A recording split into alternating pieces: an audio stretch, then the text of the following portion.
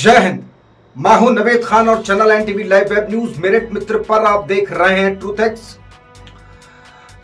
सच का विश्लेषण करेंगे आज ये खबर का।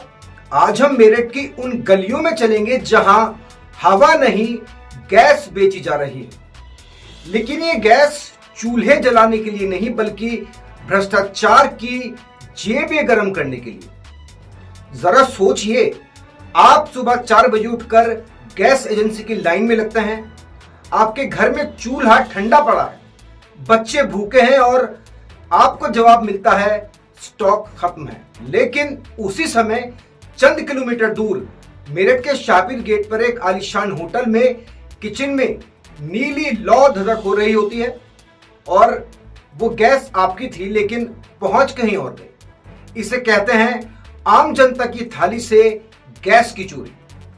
आज हम इसी कालाबाजारी का डीएनए टेस्ट करेंगे। मेरठ के कोतवाली थाना क्षेत्र में प्रशासन और आपूर्ति विभाग की एक संयुक्त टीम ने हाजी सईद होटल सहित कई जगहों पर छापा मारा। वहां से 8 से ज्यादा घरेलू गैस सिलेंडर बरामद हुए हैं। अब आप कहेंगे सिर्फ 8 सिलेंडर, इसमें बड़ी बात क्या है? बड़ी बात आंकड़ों में नहीं, नियत में है। ये 8 या 10 या 12 सिलेंडर तो सिर्फ एक ट्रेलर है। छापेमारी के दौरान जो हड़कंप मचा, जो भगदड़ मची, वो बताती है कि मेरठ में गैस माफियाओं की जड़ें कितनी गहरी हैं। जब टीम दूसरे इलाकों में पहुंची तो वहां सैकड़ों की संख्या में अवैध घरेलू सिलेंडर मिले। ये वो सिलेंडर हैं जो कागजों पर आपके नाम अलॉट हुए हैं, लेकिन हकीकत में ऊंचे दामों पर होटलों और ढाबों को ब्लैक में बेच दिए गए।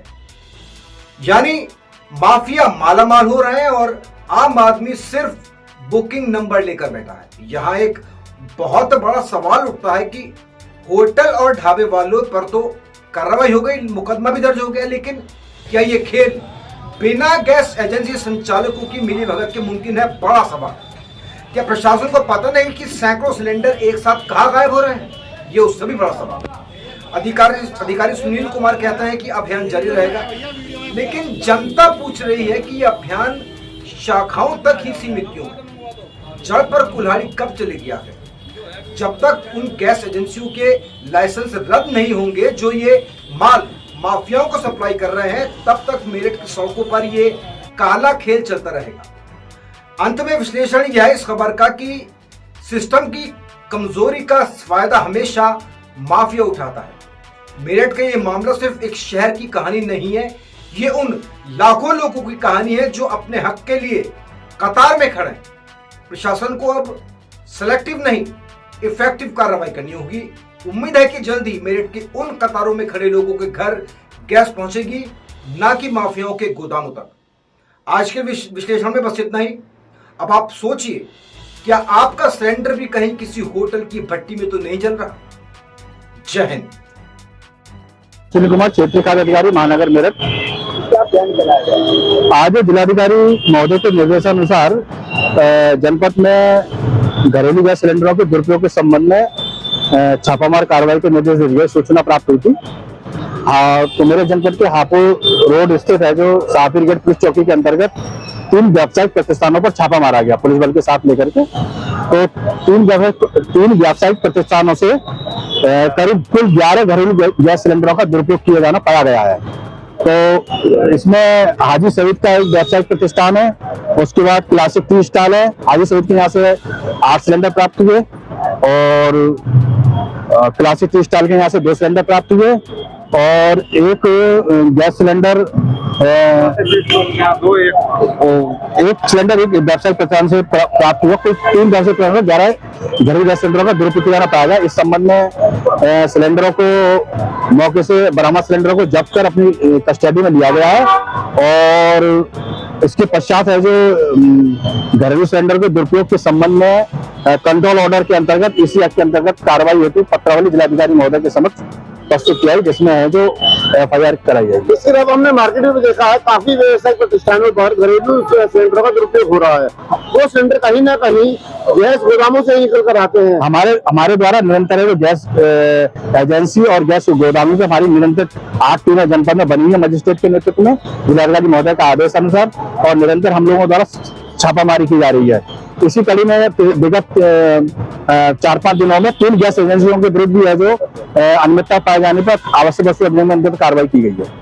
क्या अभी तक किसी गैस एजेंसी के खिलाफ कोई कार्रवाई हुई है? मैंने बताया ना आपको, 3 गैस एजेंसी के विरुद्ध है जो वितरकों के विरुद्ध है जो आवश्यक वस्तु अधिनियम की धारा 3/7 के अंतर्गत कार्रवाई की गई है और उनके विरुद्ध है जो कार्रवाई कराए जाने के लिए ऑयल कंपनी को भी लिखा जा रहा है। लगातार ब्लैक लेडी से सिलेंडर बाहर आ रहे हैं और आप छापेमारी भी कर रहे हैं, आखिर इनको कब अंकुश लगेगा कि सिलेंडर कौन जा रहा है और बेच रहा है, आखिर इन लोगों पर कब अंकुश लगेगा? प्रशासन ने काफी कुछ अंकुश लगा लिया है क्योंकि जनता में जो गैस की सामान्य रूप से सुलभता से उपलब्धता हो रही है, लेकिन कुछ जो कथित कालाबाजारी करने वाले माफिया हैं उनके विरुद्ध प्रशासन का अभियान जोरदारी से चल रहा है। अच्छा, एक बात और पूछनी थी इसके साथ कि ये ऑनलाइन जो बुकिंग है, ये इसके सर्वे में कितना सही हुआ है सर्वे इसका, जो बुकिंग हो पा रही है या नहीं हो पा रही है? ये बुकिंग अब अभी जो ऑनलाइन है, जो बुकिंग का जो ऐप है कंपनियों का, ऑल कंपनियों का, उन पर ऑनलाइन बुकिंग हो रही है और कहीं दिक्कत किसी कस्टमर को कहीं किसी है जो कस्टमर को दिक्कत भी आ रही है और वो हमारे साथ शिकायत के माध्यम से अपना इस SMS और हमारा कंट्रोल रूम भी हमारा बना हुआ है, उस पर 24 घंटे टीम लगी हुई है, सतत शिकायतों का अनुश्रवण कर रहे हैं और तत्काल निस्तारण कराए जा रहे हैं और किसी को दिक्कत हो रही है तत्काल हमारे पास ला रहा है तो उसको तत्काल हम निस्तारण भी करा रहे हैं और LPG उपलब्ध करवा रहे हैं। लगातार देखा जा सकता है कि लंबी कतारें हैं गैस एजेंसी के बाहर, आखिर कब तक? वो गैस एजेंसी के पास कतारें बीच शुरुआत के दौर में ऑनलाइन जो ऐप था उससे बुकिंग नहीं हो रही थी, तो उसमें भी हमारे जिलाधिकारी महोदय द्वारा ऑफलाइन रजिस्टर मेंटेन करते हुए आम जनता की बुकिंग को है जो दर्ज किया गया और वितरण भी कराया गया है, उसको काफी हद तक हमने अंकुश लगा लिया है और अभी जनता में आराम से गैस उपलब्ध हो रही है।